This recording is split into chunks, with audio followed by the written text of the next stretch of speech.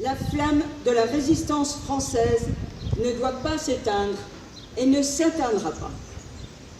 Demain, comme aujourd'hui, je parlerai à la radio de Londres.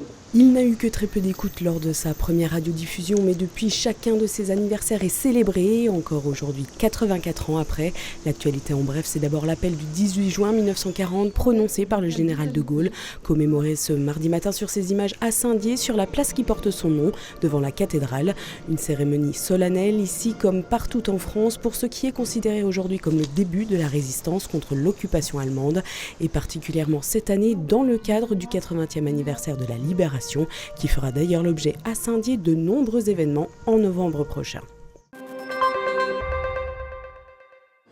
Nous avons cœur également. Collecte exceptionnelle ce mardi à la rotonde de Thaon-les-Vosges. 4 jours après la journée mondiale des donneurs de sang, 56 personnes ont été prélevées rien que dans la matinée. L'établissement français du sang rappelle que 10 000 dons par jour sont nécessaires en France, 1500 dans le Grand Est, et espère atteindre le nombre de 105 000 poches de sang en stock en prévision des vacances d'été. Tout cela dans la bonne humeur, avec la présence notamment d'un magicien et d'un sculpteur sur ballon pour animer la collation. Écoutez, c'est merveilleux, on a les 4 as. Une plongée à 97 mètres de profondeur pour la sonde de ce piézomètre, ce dispositif servant à mesurer la hauteur des nappes phréatiques, ici sur un forage à Bulgnéville, une installation prévue par le conseil départemental dans le cadre du SAGE GTI, le schéma d'aménagement et de gestion des eaux de la nappe des grès de Trias inférieure, adopté en 2023, afin d'évaluer précisément l'état de la ressource. 2 autres piézomètres doivent être mis en service dans les jours à venir à Dombre-le-Sec et Belle-Rue.